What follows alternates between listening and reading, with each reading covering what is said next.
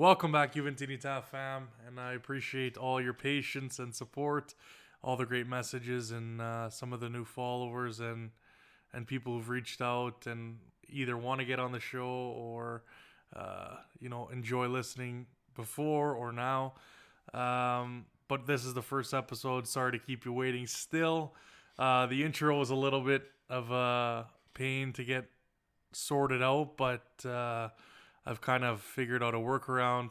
Just wanted to let you guys know that's why everything's been taking so long. I had a little bit of a better idea of how things were going to start off, and it didn't work out that way. That's fine. Nonetheless, fino alla fine, as they say. And I hope you guys enjoy this. If you guys do want to get in touch with me to come on the show, we're going to be having a Napoli after post-match discussion, and I'd love to have any of you guys on. I know of a couple names that are already vying for that spot, but again, new people, don't hesitate to reach out to me. We'll have you on, and whether you're from abroad or in Canada, US, we'll make it happen. So again, still with the one episode a week, hoping to get that concluded very shortly. Also, I'm going to be going on a podcast very shortly. I'll definitely be dropping hints on when that will come out, but it's going to be talking mainly about the Champions League and Juve's group, having Chelsea and Zenit and Malmo. So definitely stay tuned for that. And yeah, now the horse is in front of the buggy and we're off. So guys, I hope you guys enjoy this episode. Again, please subscribe for anyone who's new to either YouTube, iTunes, or Spotify, or any other platform that has podcasts on them. And if there isn't one that you would prefer to have or to use, please let me know and we'll get that sorted for you. So again, as always, fino alla fine, forza Juventus. Guys, please enjoy this show. And I'm happy to be back, and I thank you for all the support. So, guys, enjoy. Welcome back to the Juventinità, Back to Black and White podcast. My name is Daniel Negro, and we're live from Calgary, Canada, Alberta. All right, so we're back, guys. It's been a long time, and I guess some of you might be wondering where the hell have I been. I'm sure you've seen the wars that have taken place, but I'm back, and my mind is fresh, and we're ready to go. And we're not going to live the past. We're just going to move on. And I think the best way is just doing a new podcast, starting again and talking about Juve, the club that I love, and these guys that are going to be coming on love as well. And as well as you guys, the fans a lot of you reached out, said some really great messages about coming back. And I really appreciate it. You know, one thing about leaving is you don't realize how much, the podcast was enjoyed by some of the fans. So again, I really appreciate all the kind words, and I hope to keep going and make this thing bigger than ever, and enjoy it with all of you. Have some of you guys on and talk Juve, and I think a big part of it was just getting back in a good headspace, as well as working my ass off in my personal life, and getting some new hobbies, which will also be brought onto the channel. We're going to be opening some soccer cards, hockey cards, everything from here on out, and including you guys as well, and doing some live streams. So again, a lot to come. But let's talk about this summer first. And before that, let's get the guests onto the show before I move forward. Huge guests on today. We got the Juve editor. We got Mr. Nilesh, the mysterious. He's still a little nervous to show his face, but it's okay. We got him on finally. I know this is actually a big undertaking because the amount of messages I had to send to this guy, he's like, no, I want to wait. So Nilesh, welcome. Obviously at Juventus HQ, BW Circles, to name a few, but unreal work. Like I was saying earlier, that Del Piero edit that you just did was unreal, man. Welcome to the show. But yeah, this is the genius. This is the master behind all of the great artwork that I've been able to put on my channel. So guys, make sure you give him a follow, support this guy, because he does it all in his own time. And welcome to the show, buddy. Finally. Thanks a lot. You just raised my standards so high. Well, but yeah, happy to be here. Yeah, well, you gotta erase it. Don't be modest, man. The work you do is unreal. And then from having the best Juve editor, we're gonna have the best blog. Um, Mason, we've had some unreal conversations. Again, always has supported, always a vocal supporter of me, and I will definitely be a vocal supporter of you because you do outstanding work, and it's always a great time to talk. So, Mason, again, welcome back. It's great to have you, man. Thank you. Yeah, thanks for bringing me on. Yeah, no worries. So let's just get right into it. I mean, for me, this summer was incredible. Again, staying away from Twitter for the most part, but it was unreal with the Italian national team, the Azzurri, winning the championship. So I just want to get from you guys your thoughts, kind of what you thought maybe going in after such a pessimistic end to last season, not bringing home the 10th, allowing our rivals to do what they did, and then such great feelings, being able to rekindle some relationships with some family members, obviously my uncle, and being able to celebrate at LDV Pizza Bar. Shout out, check it out if you guys are in Calgary. But unreal, that's going to be our spot for the World Cup coming up. But just some unreal celebrations there, and just want your thoughts on what you guys thought over this past summer. So Mason, go ahead, you can start us off. Yeah, I thought this was kind of like the summer of the upside down. I mean, it was such a weird year last season, and I think it wasn't much of a shocker that Pirlo left. I think it was a bit of a shocker that Allegri came back, and I think the financial implications of COVID, I think, really made, even beyond just Juve and Serie A, just the transfer market just so insane, and then obviously the Euros, and yeah, I thought it was an interesting summer. I think if you had told me that Pirlo would have left and Ronaldo would have left right at the beginning of last season, I would have said, yeah, probably that makes sense. And Nilesh, what about you, buddy? I think it was perfect for the Azzurri and especially for Chiesa to see him really shine bright at that level and sort of announce himself on one of the grandest stages, and that was nice. But then what happened after that and the preseason, everything, I really hope that Cristiano stayed, but that's fine. And then Allegri came back. This came as a bit of a shocker to me, but to be honest, I'm very optimistic about the new future, new season ahead of us. Well, actually, yeah, that's one thing, I used to do. And I guess we can kind of roll that into now. Obviously, I asked Mason how he became a fan, and we did kind of a different episode when I had him on the first time. But Nilesh, how did you become a Juve fan? Well, see, don't judge me for this, but I'm a bit of a Cristiano fan. So when he came to Juve, I also came. But no, to be honest, I started watching football from 2018, and I'm his fan. And to the team for which he started playing, I also started supporting Juve. But then over the years, it just became more and more about Juve and less about the player. So yes, he has left, but I stayed. So every time I posted shit about Ronaldo, you must have just been dying inside. No.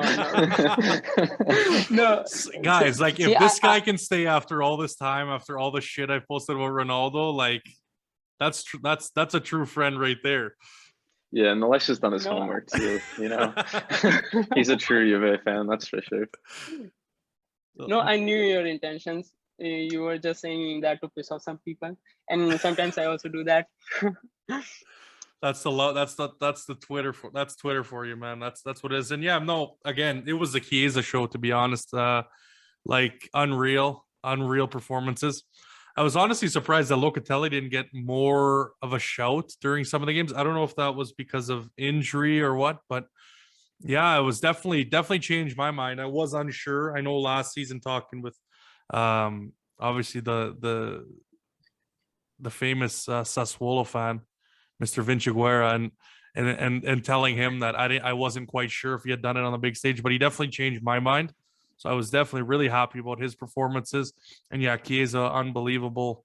And yeah, it was such a wicked celebration here in Calgary.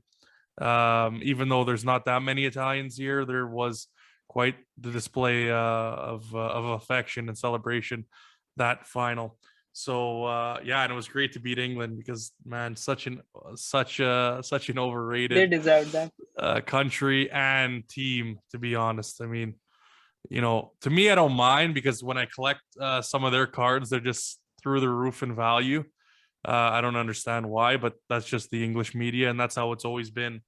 You noted on Pirlo being sacked and Allegri coming in. Let's talk a little bit about that. What do you think will change with Allegri now? Obviously, we've seen 2 games, but that obviously Pirlo lacked.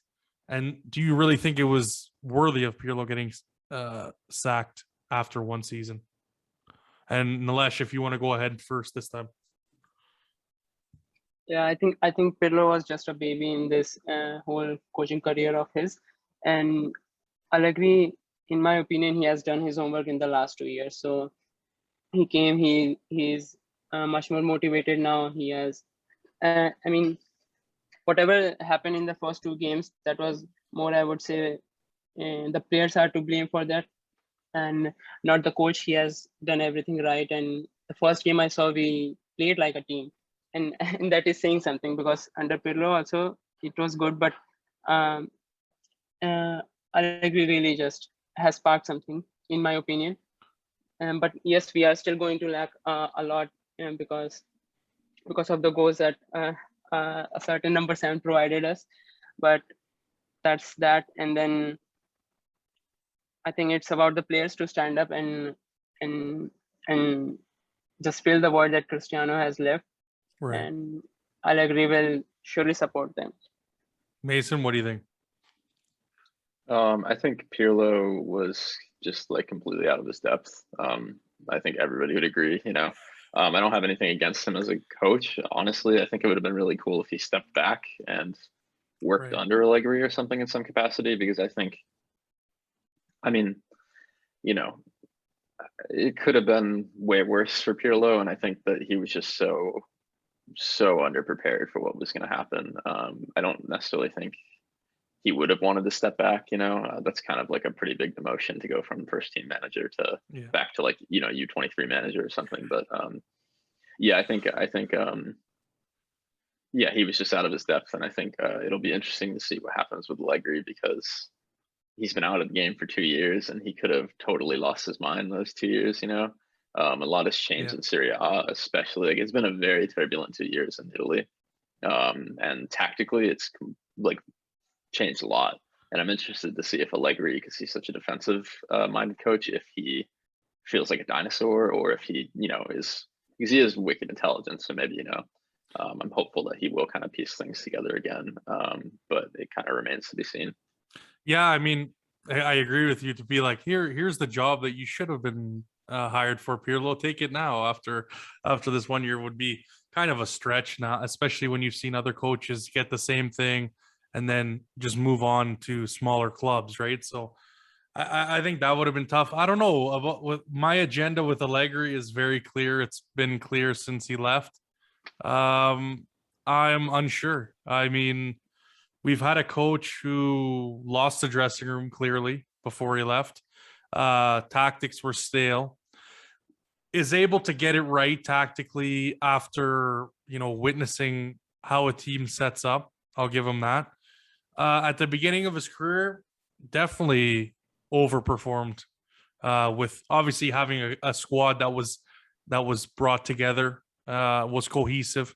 And that's the one thing I still think Juve is missing. I think what everyone noticed so heavily with the Azzurri is being able to be a unit, being able to be so cohesive, putting the country before everything, coming together and being able to play like a unit, getting everything out of all of the players that were there.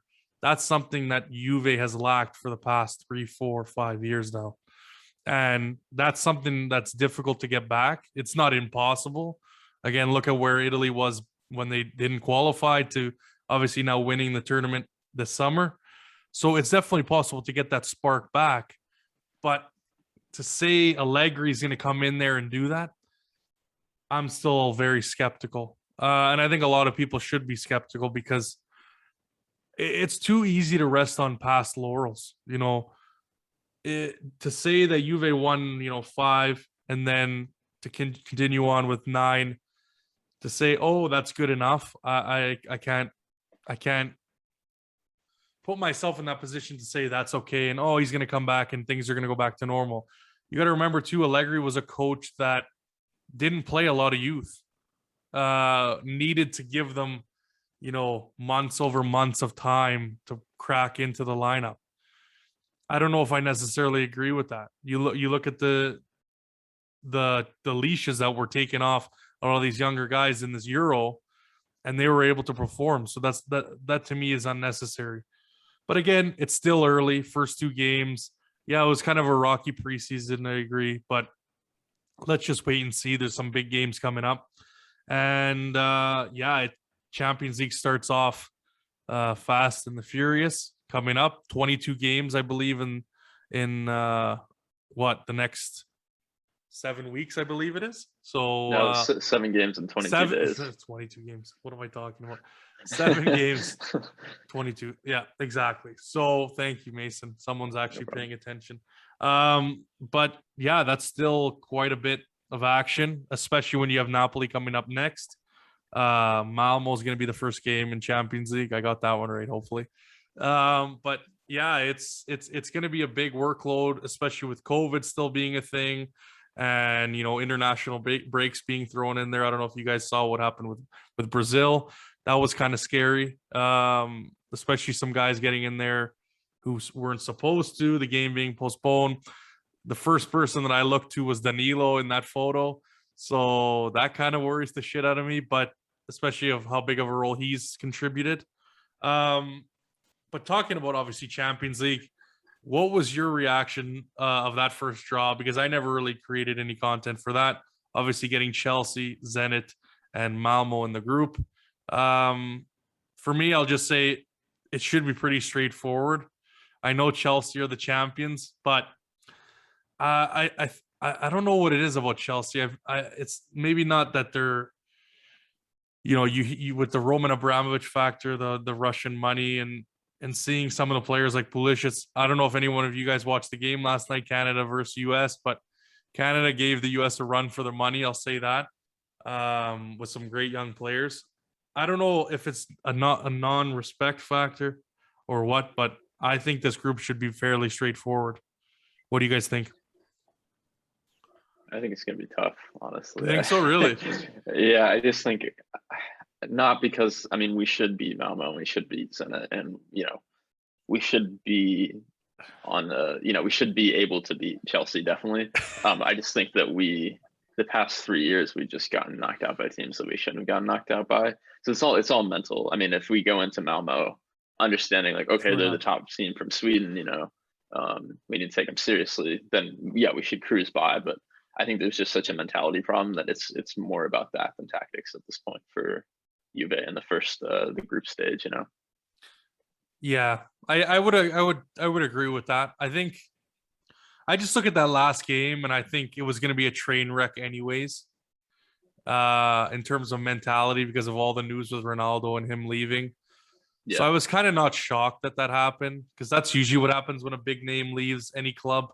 There's some turmoil. So it either smash the team or the team kind of looks disoriented. But Nilesh, what do you think about the group, buddy? I think it's second spot for us. There's no way we are beating that Chelsea. Yeah, for real. I watched I think it was last week, Chelsea versus Liverpool, and Chelsea, my God, they are just a super team. They are unbeatable, and there's no way that Allegri or God knows any manager can beat Chelsea with the squad that we have right now. So you know what kills me? So whenever I know over the past few years talking about coaches, this and that, and it's like no one was giving any respect to any of these guys, and now all of a sudden, like, they're winning Champions Leagues and they're winning, even PSG to get to some finals. Pochettino, I thought, would have been a great coach for us as well. And it's just so typical Juve to go into the direction that we're going in. And obviously, we'll talk a little bit about Ronaldo because I have to, because of, all of the good battles that I've given, all of the wounds that I have over fighting with their fans and Juve fans about it.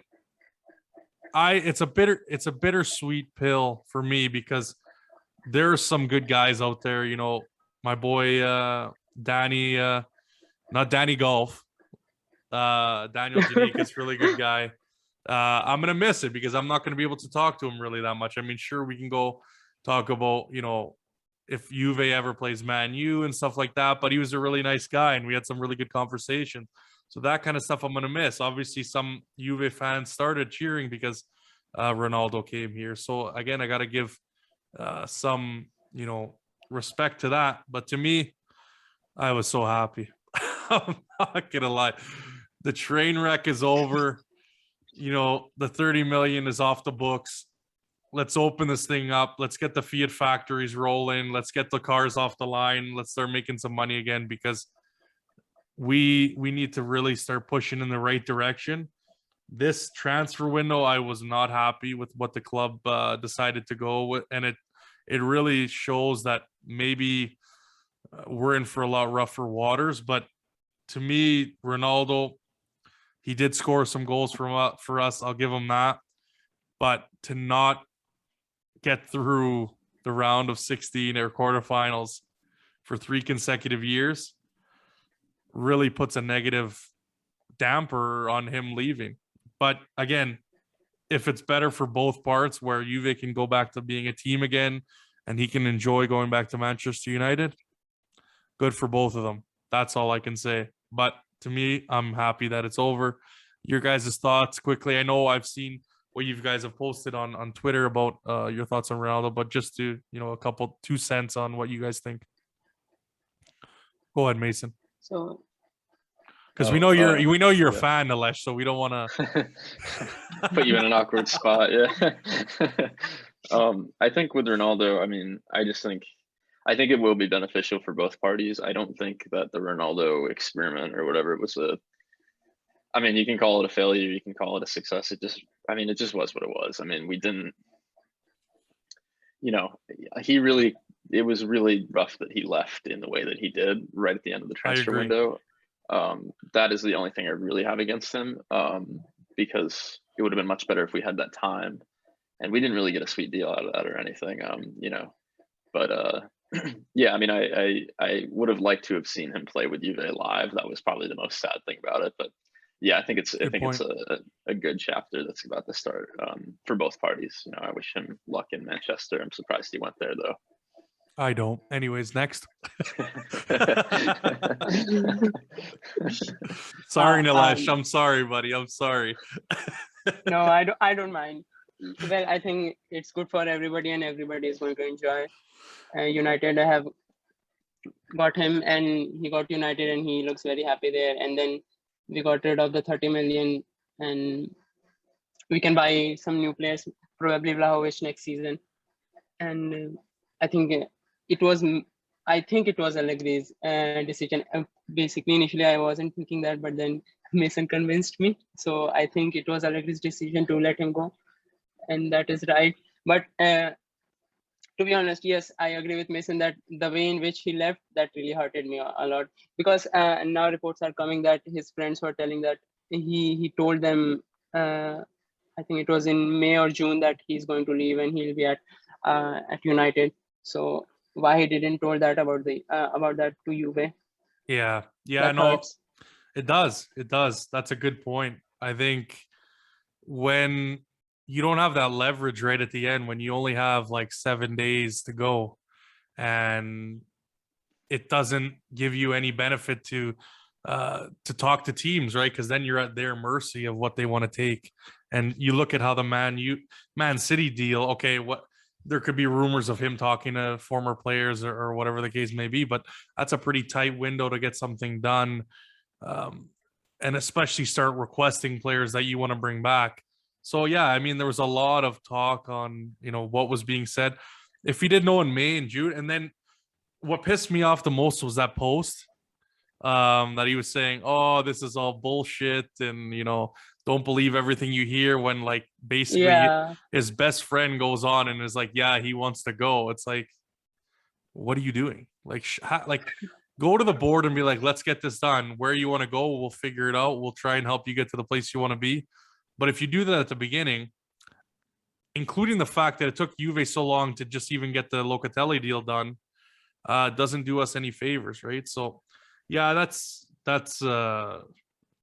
that really was an annoying factor to what was again kind of a sputtered out end. Anything else, Nilesh, that you wanted to say? Sorry, but I cut you off. I think the post that you were talking about, that was just a PR move, just a PR tactic, because he clarified absolutely nothing in that post. Yeah. He said nothing about Juve. He said nothing about his intention of leaving or staying. That was just a PR move. 3 paragraphs of nothing. Yeah, he said absolutely nothing with those 3 paragraphs. Yeah. It was just bullshit. Yeah. It's like I said, I'm really happy we're moving on, and hopefully we can get back to the Juve that I think we all know. But speaking of another contract that has been going on for way too long, I have to bring this up because I'm the El Presidente of Dybala fan club, as they all know, or as they all will say. Dybala, like, what kills me is how Juve fans are now going off about $2 million, like it's coming out of their own wallets. But some fans will say, I'll accept 10, but I won't accept the 8 more that he would get over 4 years. Like, what? Please, someone tell me that you guys are paying for this. That's all I want to know. Just which one of you is paying for that extra 8 that is really just pissing you off? Because, you know, we're talking 10 and 12. Like, we're not talking 10 and 32 million like Cristiano is getting. So let me know. Someone must be getting the bill off of this one. But anyways, you guys, what are your thoughts on Dybala's contract?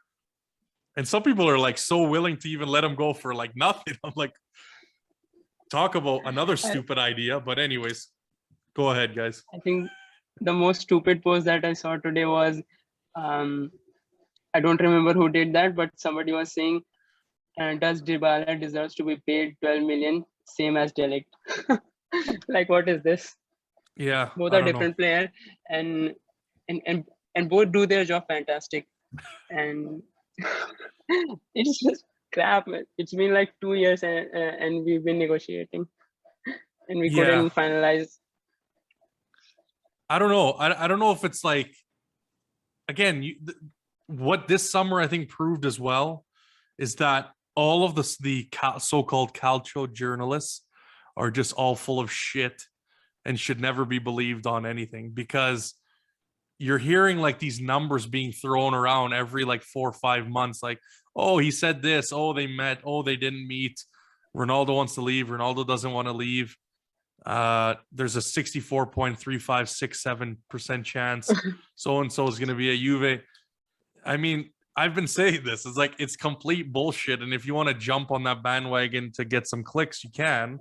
And you can bring these guys on and act like you've done something of worth. But at the end of the day, it's hearsay all around. So, look, I think you got to lock that in.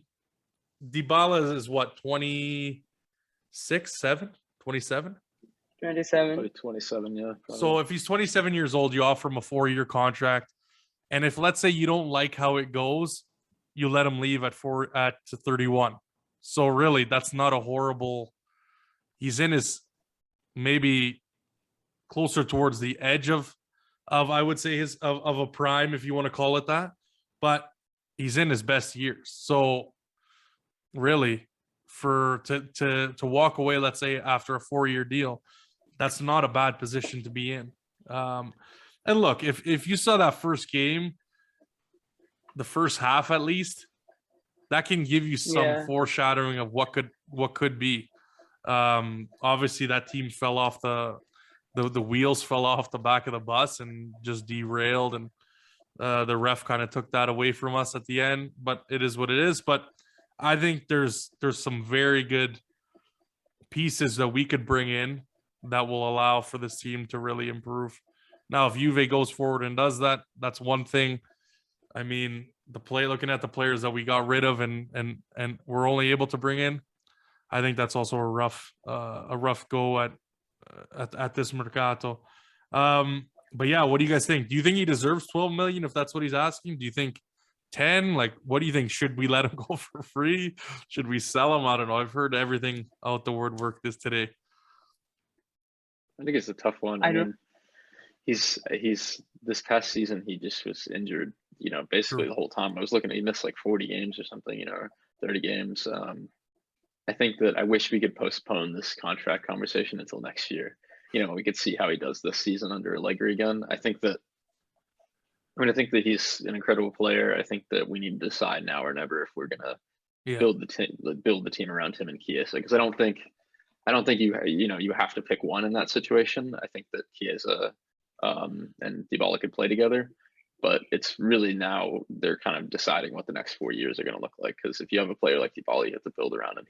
He doesn't defend.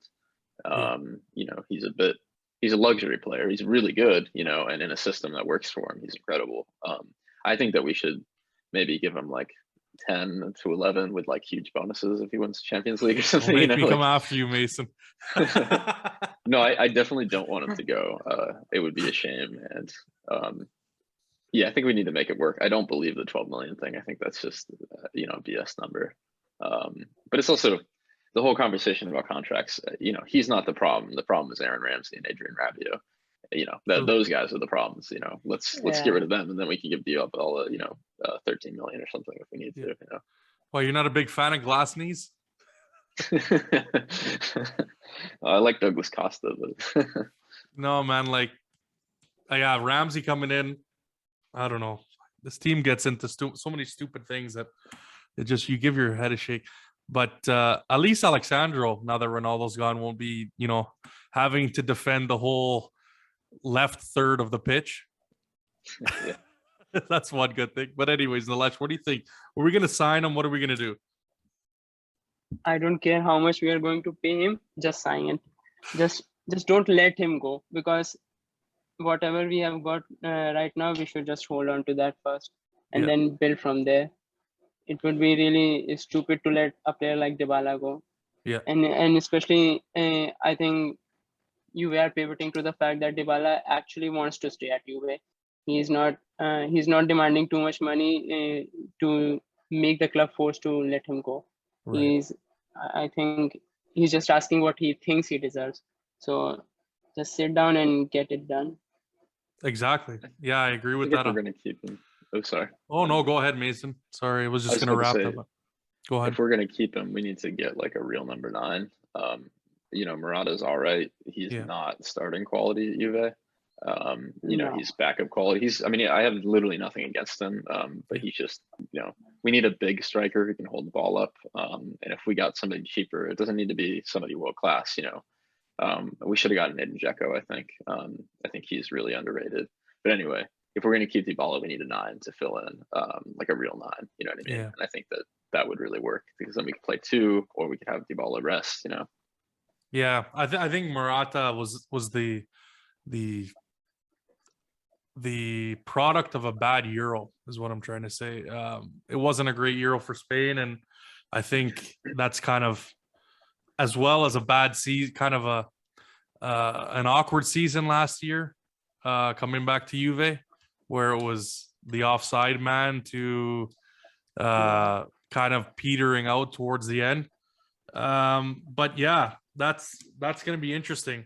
I think with Dybala, I kind of like what you actually had to say. I think in hockey, they have something that they call a bridge deal, where they kind of gap either a 1 or a 2-year kind of extension to kind of see how things go. And then it also kind of gives you 2 years down the line. So you might have some cap room to play with, where and then you can sign the person to a big contract. So, I wouldn't mind something like that either. I think that's going to kind of happen. That's what's going to happen to the likes of Mbappe, even though all these Juve fan thinks, oh, Real Madrid's going to get him for free. Like, there's no way those oil barons are going to let that happen. And I don't know why you would even think that would be able to happen. They're going to sign him to a deal, just like everyone thought, oh, Mbappe's unhappy. He's going to sign an extension, and then he's going to move if Real Madrid wants to pay 200 million for him, and that's how it's going to go down. Weston McKennie, he's been on the end of a lot of hate from Juve fans. I saw what happened. I wouldn't say it's the worst thing, but protocols are there. You know, if there's an outbreak or whatever you believe on this virus, I'm not going to get into semantics or politics on this show now, but whatever you believe with the virus, I mean, if it causes an outbreak, then that could be big problems for most of the league. So I get why it's there. But even coming into camp a little bigger than I guess Juve expected. What are your thoughts? Do you think he should stay with the club, or should we sell him for the Plus Valenza that I had originally thought he was coming for a marketing move as? So go ahead, Mason, or Nilesh, whoever wants to start it off. I think Weston McKennie was absolutely our best midfielder last year. You know, the one thing that Matuidi really could deliver was a box-to-box, like third long, just disruptor. And immediately McKennie showed that exact same quality. I mean, he runs like, you know, all that business about him being overweight. It's like, okay, maybe he's overweight, but he never stops running. Fair point. But he's also really comfortable going forward. And I think that I think he's incredibly dynamic. I don't think we should get rid of him under any circumstances. I mean, he's not, you know, world class. I mean, well, he's not. If we got rid of him, we'd find somebody else. But I just think it would be a mistake to let him go because he's really shown that he works for, you know, hard for Juve. I think the stuff with the COVID, yeah, it's just stupid. But at the same time, I mean, Juve shouldn't concern themselves with that as long as he follows the rules when he's in Italy. You know, Right. National team business is separate, and that'll be dealt with, you know, by the national team. Fair enough. Nilesh? Yeah, I agree. He was literally our best midfielder last season, and I think there was a point last season around December, January when he was like he was making those behind the runs so often, and he was not getting picked. And that was exactly the time when I remember all the Juve fans who are now just blaming him and bashing him were saying that he's so good. He's the midfielder that Pirlo wanted. He can deliver a lot of things, and now everybody wants him out. So I don't know. Typical Juve. Typical Juve. Yeah, Juve Twitter typical for Juve. you. Yeah, and it's not like he is not doing those things right now. So he has a potential, and he's just young, so he needs time to adapt and do everything. And again, the coaches have changed, so there's adjusting to that also. And whatever he broke the protocols and everything, you can give him punishments for that. You can detain him from training sessions and all, but just sell him for that thing, that is just idiot. Whatever. Yeah. I don't know. We're like looking at the transfer market in general over the summer. It was kind of, to me, very disappointing, but I like some of the pieces they picked up. McKennie obviously is a young player as well. So it's like, I like what they're doing, but I don't really see the implementation. Like what I said with Allegri earlier, not being a guy who really starts these guys or has trust in them. So that's where I see the disconnect. Obviously, so we redeem McKennie. That was a lot earlier. You bring Moise Kean back. They picked up that guy from PSV, Ihataren, I think is his name.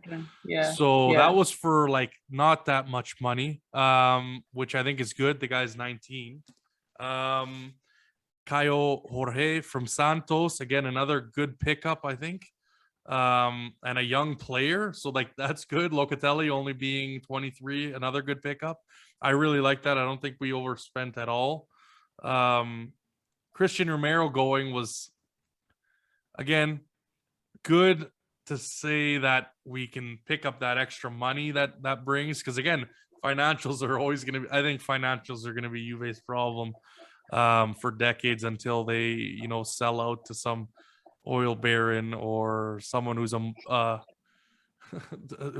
who's set financially that can pay off FIFA or UEFA, whoever they need to pay off. And until that happens, we're always going to run into these problems, because again, Juve does another, they shelved another prospectus for $400 million a raise, or euros, excuse me. Well, that again, that dilutes the stock value, that dilutes the shareholder value, and it's not really a good thing. I mean, a lot of people were like, "Oh, look, they put in 400 million." No, not the way they did it. You don't want to see that ever happen, because that's just going in to pay off debt. And again, Juve and Serie A took a beating, which is known by many sources. The amount of money that was lost over this COVID, and was another reason why we needed to get back to normal. And then, like you said earlier, Mason, Cristiano didn't bring in really anything to be smiling about. And then what pisses me off the most is you get rid of Buffon. Not to say, I'm not going to go into Szczesny's done or whatnot, as pissed off as I was in that game. But, you get rid of Buffon for no reason. I mean, easily could have still been on the bench. Whether Buffon wanted to stay is another thing. But you get rid of Frabotta. This guy from PSV, you loan out again. Piazza's on loan. Fagioli's on loan. Dragusin's on loan. Which is another thing. We're waiting for another incident where Chiellini goes down, as well as Chiellini played unbelievable during the Euros. I mean, he's still injury prone, so we got to work. That's something that we need to keep in the back of our mind. So we have all those things going down, and De Sciglio comes back. We bring back Pellegrini. We bring back Perin, which is fine. That slots in.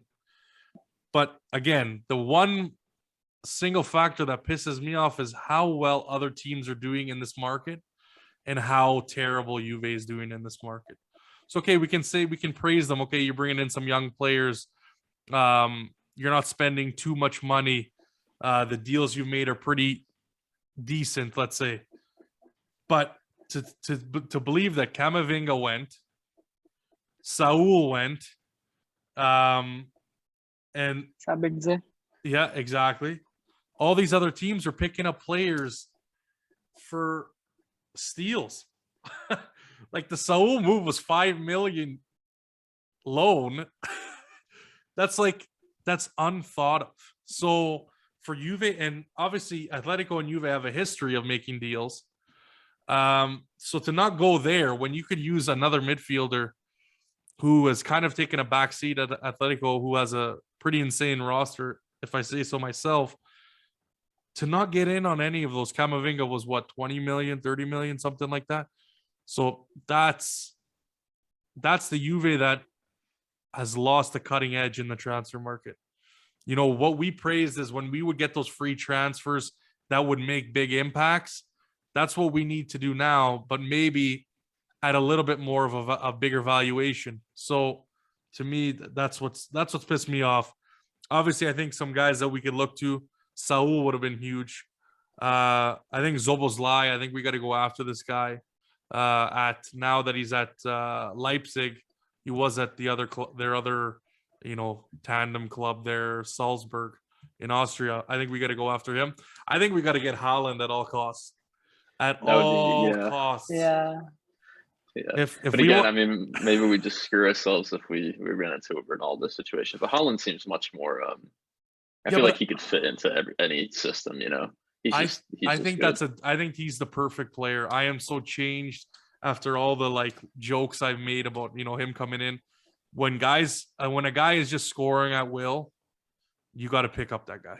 Yeah, he's playing a different game than everybody else. I mean, he's just scoring for fun. Yeah. So I like him. I like him really. We got to get on that. I like Pellegrini as well at Roma. I think he's going to play a big role now that he's come back. And Kaya Fiori at Roma as well as a wing back to come in and kind of replace either Alexandro. Pellegrini, we're going to see what's going to happen. He's still young. It could be, it could blossom, it could not, depending on how his injury track record continues.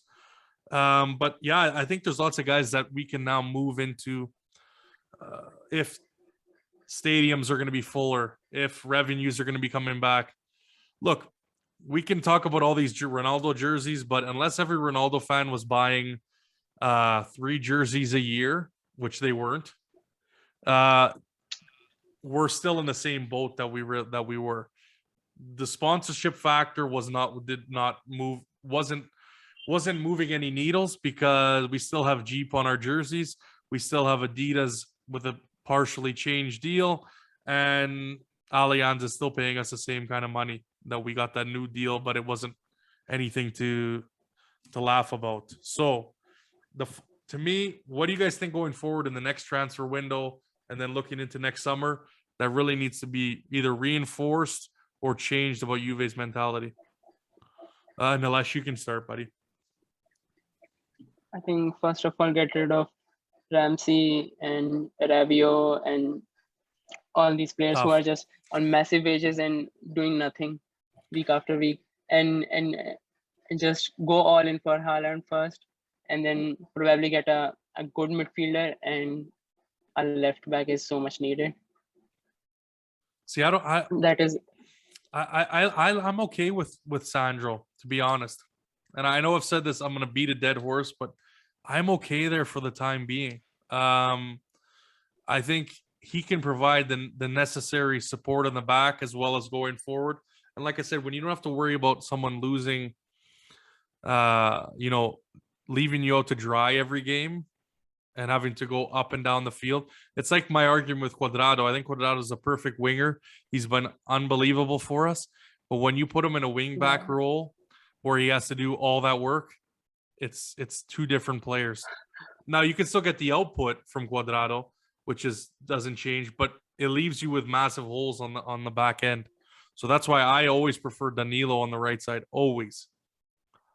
It doesn't matter what day, and twice on Sundays. So that I think is okay for right now. Then you can have a rotation in the middle. But yeah, I agree. I think for me, if you want to talk about left back, it's got to be future. Because give Alexander a couple of years, and then you bring in some, a younger guy. If that's what you mean by left back, I don't think there's any replacement now that we personally need, and in my opinion, at least. But go ahead, I cut you off again. Yeah, and one more thing that we should absolutely do is get rid of that release clause from De Ligt's contract. What was that? What was that number at? I think 75 million. I think. Yeah, something like that. Great. So just get rid of that. I'm not sure about the number, but get rid of that, because Barca and Real Madrid, they can poach him. Yeah, it's terrifying that's just there. He's like, we need to secure him at all costs. Imagine our defense if he goes. Wow. Yeah, exactly. That would be unreal. Yeah, 75 million. I don't know why it was that low. But doesn't Haaland have the same thing? Like, why aren't we getting Inter's legal team on that? I'm sure they'll find out if he's got it in. They win court cases like nobody's business. So and again with Haaland, that's like a pipe dream. Like let's be honest. I wish Juve would have the ambition to go out and get him. If they do, that would be big. There's so much hype about around Mbappe, but I still prefer Haaland over him. Yeah, I mean, we got Chiesa. I don't think we need an Mbappe. Yeah. Chiesa basically does the same thing that Mbappe does. Yeah, I mean, Mbappe has a little bit more pace, but still, they do the basically same thing. We need a striker who can score goals. Yeah, and I think the marketing value that you would probably get with Mbappe isn't as great as the money you're gonna have to go out and throw to get him and then sign him for a contract, right? So that's why I don't see the upside on that. I think he's a great player on those levels. I don't know. We'll have to. It's still early for the guy. He's still incredibly young, and again, great player. Where he goes, we'll find out. But Mason, go ahead, man. I think I like Haaland. That would be a great purchase. We definitely have to get rid of Dybala at that point, I think. I could see the Haaland thing happening. I think the wage bill would be the point where it would deteriorate, but I think as far as the transfer market, we've made like one really good signing every year in the past couple of years, starting with like De Ligt, Chiesa, McKennie, now Locatelli. So I think that what we've been letting out is far worse than what we've been taking in. You know what I mean? And I think that is something that could be the biggest strike against Allegri is him not developing the youth, because that's there's room to make a lot of money there. Developing our players and selling them. And I think that's something that shouldn't be overlooked, especially in. I mean, clearly UEFA is just bending the rules for certain clubs, and I think that being able to develop and sell players for a good chunk of change is going to be an important thing in the next, the future of football, soccer, and I just don't think we should stray away from that. But that is definitely classic Allegri to just, pick the same players and stick with them and let all the youth go. But, hopefully he's learned. Yeah, I mean, I hope so. Like I said, I've left the room for him to prove me wrong, but that's what worries me. And there's so many creative clubs out there that can, make moves. And I think that gap that we always thought in our heads was there is not there anymore between if you want to call them the seven sisters of Serie A, as well as other clubs in general, in either the Premier League, which with the big advantage that they have financially, it just makes things a lot more tactical when you look at the market. So let's hope for some smart signings as well as some smart sales. And I think if we don't get back to that, we're going to be in deep in the next few years. And again, Juve's got to change their ways. There's no question about it. And if they don't, then we got to accept the consequences of that. We're going to kind of wrap up with a couple things. Obviously, looking ahead, big game against Napoli coming up. We don't know if they're going to show up or not, but that's still that the cat's not out of the bag yet on that one. So we'll wait and see. But what do you guys think? How do you guys feel going? Obviously, this international break was a nice kind of, letting the air come out of the out of the room and giving everyone some rest. So after seeing those first two performances, so what do you guys think? How are you guys feeling? And then we'll get into some predictions for the season, as I didn't have a proper season preview. So we'll see where you guys think. Obviously, Juve is going to end either in Serie A, and then we'll talk a little bit Champions League. But go ahead, Mason. What do you think? What do you think about this next coming game against Napoli? So I'm not, I don't think we're gonna. I think we're gonna struggle to win it. I think it's gonna probably be a tie. I think, especially with all the South American, Cuadrado is a big loss, especially right now. Right. And I don't think that's that big of a deal if we lose it. I think that we've seen that before with Allegri, that he sometimes struggles in the beginning of the season while he's figuring things out. I think that I'm going to reserve my judgment for at least a month or two. I do have faith in Allegri that he'll get us not necessarily back on track 100%, but I think he will put us in a better position. So I'm not going to sweat it if we lose. And I think, it's going to be an interesting game. I mean, I think that we could. I think it's an opportunity for certain players to show that they really deserve a spot in the starting 11, especially because a lot of our starters will be out, especially Locatelli. I mean, this is his time to really impress Allegri. Nilesh? Well, I'm very apprehensive about the match, but I still think that we'll come out on top and we'll win it. Because I think, I don't know, I just feel like we are going to win this. And I might be wrong, but I like to feel that way. Well, that's good for you.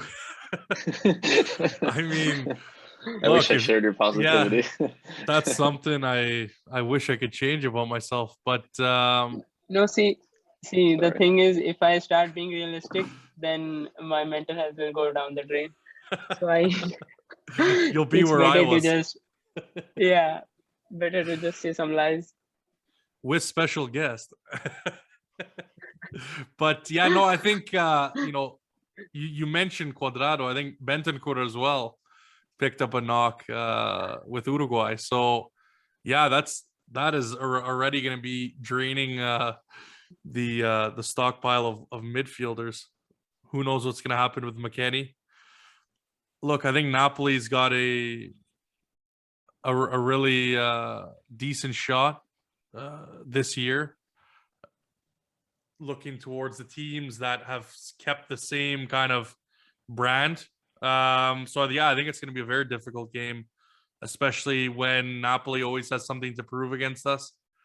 I think they find more passion in that game than probably Juve and Juve fans do, but that's always like a message setting game for them. Even though I just can't stand that club, and I can't stand that I would love to smash that team this weekend coming up, to be honest.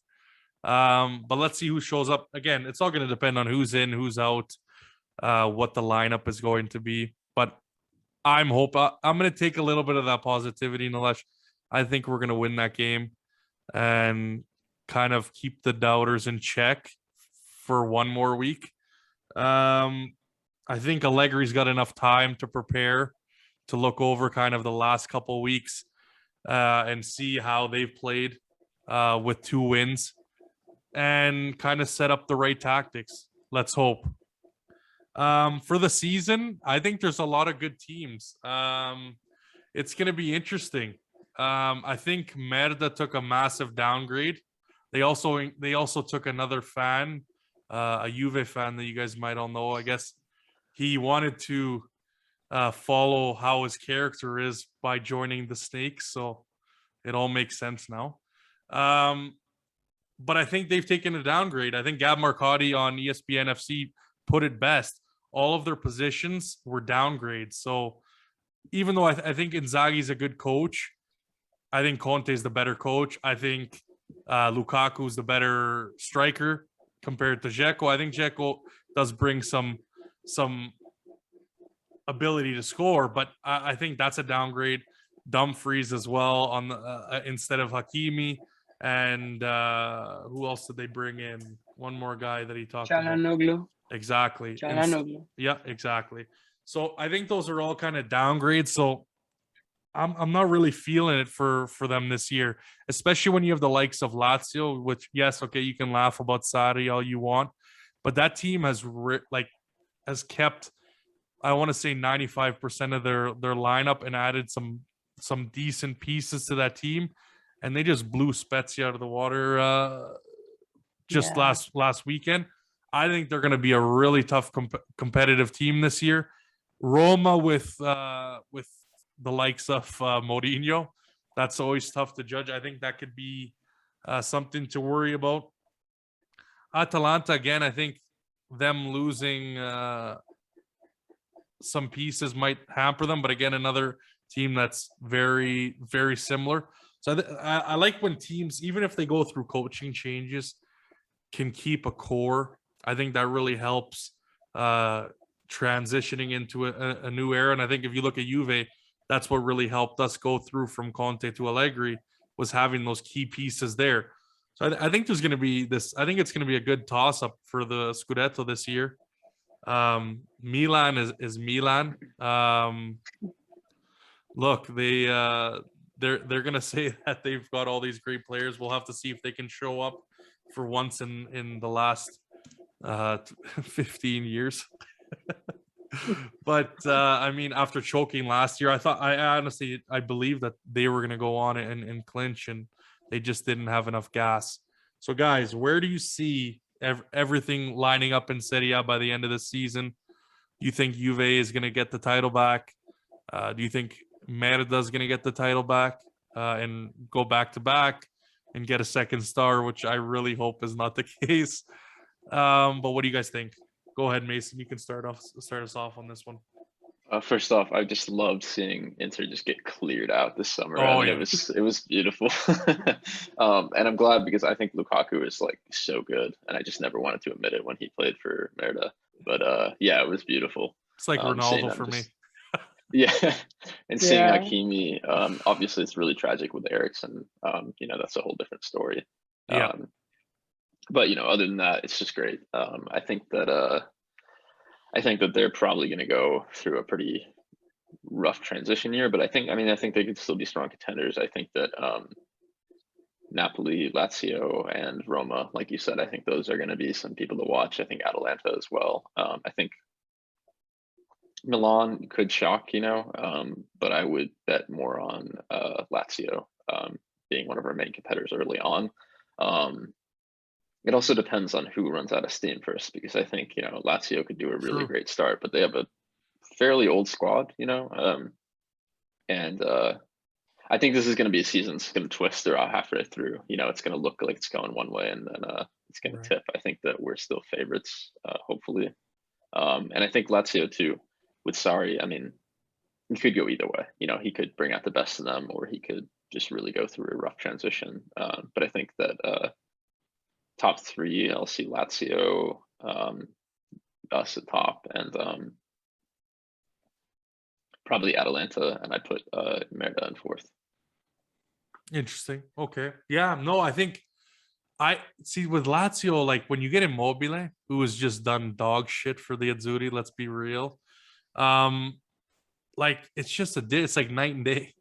Like get the guy a Lazio jersey for the national team, because like he scores and he scores in bunches. And I don't know what it is. I've seen them come out and I've watched, and I really think they're gonna put and this weekend is really gonna be the test, right? Because Juve plays Napoli and Milan plays Lazio. So this is gonna be kind of, who's gonna come out and who's gonna be the like they say, money talks, bullshit walks. So let's see who's gonna be the bullshitters and who are gonna be the guys that are gonna be top of the table, because they're really all bunched up on 6 points up there. So let's see what happens. And yeah, I think it really is tough, right? Like you said, to differentiate. But yeah, Merda, I don't know if it's just because I want to see them do really bad, even though they've looked pretty good so far. Again, 2 games, like you said, wait for a couple months, and then we'll see everybody's true colors. But Nilesh, so what do you think, buddy? Who's going to be top? Who's going to be? And then I'll go and talk about my predictions. Because just hearing you guys in the last 10 minutes have jumbled my order up. Just thinking about who should be top, who should be. So go ahead. I would add though that sorry, Nilesh, that Lazio or Napoli is absolutely the dark horse, and I think they have been for 3 years. I think there's going to be. They've been underperforming, so they could absolutely be, challenger. But good point. Anyway, good point, Mace. No, good point. Yeah, I think Juve again will get the title back, and just like every year, we'll find a way to do that. So there's that, and then I think Atalanta, they've been cooking for the last 3 years, and I think this is the best year that they are going to just show who they are, and they are going to give us a tough fight, in my opinion. Right. And then Merda, I don't know what they are going to do. And the first 2 matches, they looked really intimidating. And Inzaghi is he gets the tactics right, but I think he lacks the motivation part. So when the second half of the season starts and the matches start to pile up, I think that's when he's going to lose it all. So and then Milan, I don't the coach and everything, I think they'll again repeat the 2020-21 season. And then Napoli, yes, Napoli can be the dark horses, because they got the new coach who is really great. I don't remember his name, and then they have kept the squad alive also. So, and they are to watch out for. And then Roma, I don't think Roma are much of a threat, as much as they have shown their firepower in the first 2 games. I think they still lack in a lot of things, and it will show up in the season. Why you don't trust in English striker Tammy Abraham? No, he's not good enough. I think it's just the lucky start that he's got, and we'll get to see him. It'll be interesting to watch in the next couple of years, though. Roma, I think that they have I think in a couple of years they're going to be a more serious challenger, definitely. Yeah, a couple of years, but not right now. And Mourinho is he is not the same Mourinho that he was. He's lost a lot of things. Yeah, well, yeah, exactly. It's definitely been it's been a while since he's been able to show the sparks that we've played Man U in the in the group stage, and we know how that went. But I mean, yeah, there's a lot of, I still think there's a lot of it's up for a toss up, right? Demiral goes to. I'm just trying to look at some of the pieces that Atalanta had picked up, and they got Lovato from Hellas Verona, which I think is a big piece that we were looking to capitalize on. Zappacosta for a right back. They lose Romero though, and Demiral comes in as well. So we'll see if they'll be able to hold on with Zapata up top. I think it's still a great player, and some of the key pieces they still have that they were able to keep. In terms of, like you said, Napoli, what were the big pieces that they picked up? Anyone that is not coming to my head right now? Because for some reason it doesn't come that they had a big mercato. I don't know. I wasn't paying much attention to Napoli, honestly. Honestly, it doesn't come to the back of my head. So I know they've had goalie troubles, having to potentially sign someone because Meret got hurt, and who else did they get? Who else got hurt? Was it Ospina? Ospina, exactly. Yeah. But they also they have such a weird balance because they're so top heavy and counterattack oriented. I feel like they can get away with a worse squad than they have. You know what I mean? Well, I swear, were they not like the butt end of a joke of not signing anyone? Like signing like Juan Jesus? Or is that not right? I don't know. I've been tuned out this mercado, I don't honestly. remember. Because I am pretty sure that. Let me just have a quick look here. Sorry, guys. I got to do this quick. Yes, they did. They got him from Roma for free. So, yeah, I think they brought in Politano. They brought in Juan Jesus. This guy, Andre Zambo Anguissa from Fulham. But that's about it. Milik obviously went to Marseille. I think that was in the January window. So that doesn't. But yeah, that's about it. That's why I don't know. Napoli, I guess we're gonna have to wait and see. This is gonna be a big weekend. For me, I think I'm still gonna go with it. I think it's gonna be Lazio are gonna win the title, shockingly. I think Juve is gonna come second. I agree with you. I think Allegri is gonna be able to turn things around and get the train going like he always does. In Serie A, at least. I think we're going to go with Atalanta third, Napoli, Roma, and Milan. And I just want Merda, and even how unrealistic that is, I don't give a shit. They will not even be in my top 7. Just to shit talk them. So they will go down to the conference and will be forever held to that standard. Or they can get relegated. One of those two. I can take those two. What about Champions League? What do you guys think? Oh, go ahead. Go ahead. I think Inter will not do that thing. They'll just finish 4th in their group stage and then go for Europa League. Well, probably. That's the usual. That's their way. Well, look, even getting in, that second pot, we avoided like a bunch of like massive teams. So it was almost like the year that all the big teams kind of shit the bed and then ended up in pot 2. So it could have been pretty. That's a grip of death. It could have been some pretty dangerous. Not to say that's why you lose the title, but I'm just saying that could have been. There could have been some group of deaths if Juve ended up in pot 1 early, especially with all the turmoil. So, yeah, for Champions League, I think we get through. I honestly think we can get top. And then it just depends on who we get in the next round. If Allegri plays a big club, I'm not going to say Chelsea's a big club. They are not a big club. Like you're telling me they didn't win shit for like 100 years and then all of a sudden they win 2 Champions Leagues and now all of a sudden they're a big club. Come on, get out of here. You got to do more than that. And they also have Go ahead, Nilesh. But the current squad that they are having is just insane. It's like a super team, and especially when they have added Lukaku to it. Yeah, but Yeah, all these guys are just playing FIFA in real life. These super teams, it's unbelievable. Yeah. Just the amount of money, it's horrible.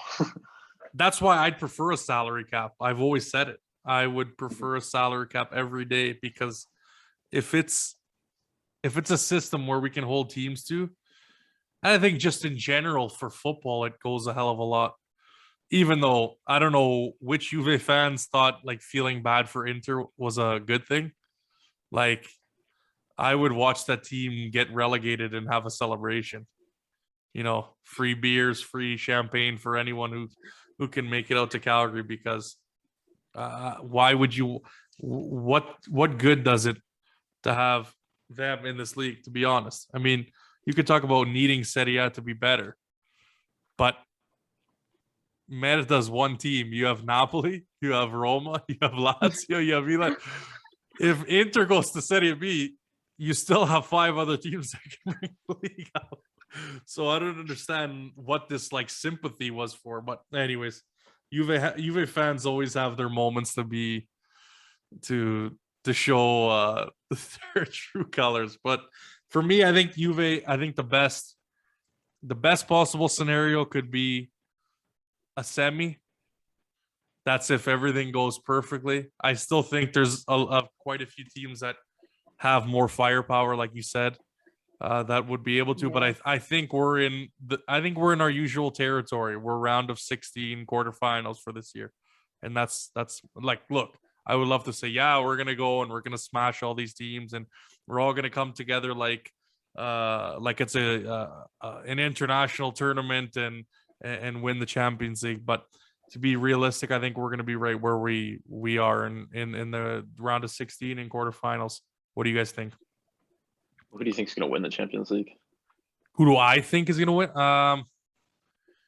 I think it's like the teams that I think are going to be good. I don't want to say to win because I don't want PSG to win. I don't want Man City to win. You know, I would hate if Liverpool won again. You know, you look at Man U, like I would hate to see them win too. Like I would hate that. Yeah, that would piss me off. They are not winning anything. So Manchester United isn't winning. You know who I'm gonna say? Atletico Madrid is gonna win the Champions League. Do some motherfucking PowerPoints on me now, motherfuckers. But no, I think they have a really good shot. They got a great squad. I love DePaul. He's played great. I've seen some of the games early on and some of the highlights, and yeah, they're looking pretty strong. They got Griezmann back. I think they did a nice. Who knows if that's a help or a detriment at this point, though. Look, if he's had a rough couple of years. If they can get him to play like Simeone did, yeah, it's possible. See, look, the cat comes in the room when I'm exactly. She knows, or he knows. She knows exactly. She's like, I agree 100%. It's almost food time. Yeah, exactly. So, anyways, I think. What about you guys? Who do you think is going to win the Champions League? Maybe Bayern comes back. Maybe Bayern comes back. I don't know. I think we can make it to semis if we have luck with injuries. I think that. Sorry again. I think Bayern is my favorite. I think PSG could do it, but I think that they're too much of a super group. I don't see how that front three is going to play together. I have no clue. You know, especially in France, it's not like they're really getting much pressure put on them all the time. Right. So it's not like trial by fire. You know, they do have the experience to win the Champions League. That's for sure. But Nilesh. Yeah, I'll go with Bayern because I don't like any other teams. Bayern is probably like a neutral team for me. Yeah. And I think as far as for us, I think it will be a quarterfinal knockout. That's it. Unfortunately. Same thing. Yeah. Probably we'll be contending for the title in the next 3 years. Well, yeah, I think if we make the right moves, we can be on that trajectory. But I think it just depends on the board and Cherubini and Allegri to set the team up in the right way. and to bring in the right players, the young guys, when we should be bringing them in. And I just think they're in that mentality that they look off a lot of these guys, whether, like you said, he comes in overweight or whatever the case may be.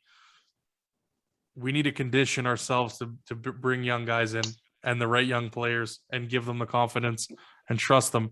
And I think if you do that, you start becoming more like the likes of the Real Madrid or the Barcelona, where they can just cycle guys in and they can go on these decade runs of winning. Yeah. So at least in Europe I as think well one as thing domestically. Yeah, Go on. one thing with Madrid is that their president, he doesn't like any player and he just sells him. He doesn't care what he thinks. And I think we lack the balls to do that, because I don't know what Ramsey is doing at the club. I don't know what Rabiot is doing at the club. And Yeah. to be honest, I don't know what Morata is doing at the club. To be honest, he's not. He was good. He did great for us, but right now he is not the striker that I would have in my team. Yeah, well, Yeah. if we did an episode on that, we'd be like 3-4 hours deep just on looking at every transfer Yeah. that we've Yeah. messed up, or free transfer that we brought in that has turned out the way it is. One thing before we go, I wanted to just say congratulations and a well-deserved retirement to Mario Mandzukic. What a warrior! Yeah. Some players, you know, they're there for the money, they're there for, you know, the glory, but this guy just gave everything for this jersey. Was the reason why I had him in that green kind of like military style jersey, because that's just what he was. He put in the shift, whether he was slotted in at left back or striker or attacking mid, whatever, just would come out. And I think that's what's lost in a lot of today's football, is players like him. Yeah. And it's just it's nice to see now he can go off and into retirement and just enjoy, you know, the successful career that he has had. You know, he's won a Champions League and he's been to a World Cup final, and he's just a great player for us and someone that I really respect, that's played for this club. So again, congratulations to that. And yeah, guys, this looks like this is going to be the wrap on the first episode back. Many more to come. And I got to thank you guys for always sticking with me. Again, both of you guys personally. And we're going to get a lot of good characters on here that I believe deserve to be showcased, and talk more Juve, talk some Super League. I got a couple things to say about that. We'll leave that out. We'll leave that out of now, because, you know, it's been a long pod. And again, guys, thank you for coming on. Again, I appreciate it. Yeah, thank you for having us. A hell of a lot for you guys to come you. on. And it's great to have you on, Nilesh. And maybe next time we'll be able to see, we'll get the video turned on. Yeah, probably. Or just put a mask on and so no one comes and hunts for you, because Juve fans will hunt for you. If not Juve fans, Ronaldo fans. But you're part of the community now, so it's okay. Yeah. You're one of theirs, one of their own. No. But no way. Anyways, guys, as always, thank you guys for watching. This is going to be up all on the same channels that we previously posted on. So YouTube, Spotify, and every other podcasting app that you guys could think of. I'm going to be hoping to do some live streams, obviously, with some soccer cards, hockey cards, stuff like that. That'll be obviously YouTube and Twitch. And yeah, let's keep the ball rolling. Again, one last thank you to you guys. Thanks for coming on. Forza Juve fino alla fine. Let's get this win against Napoli. And we're back, everybody. Ciao, ciao. Yeah. Bye. Ciao.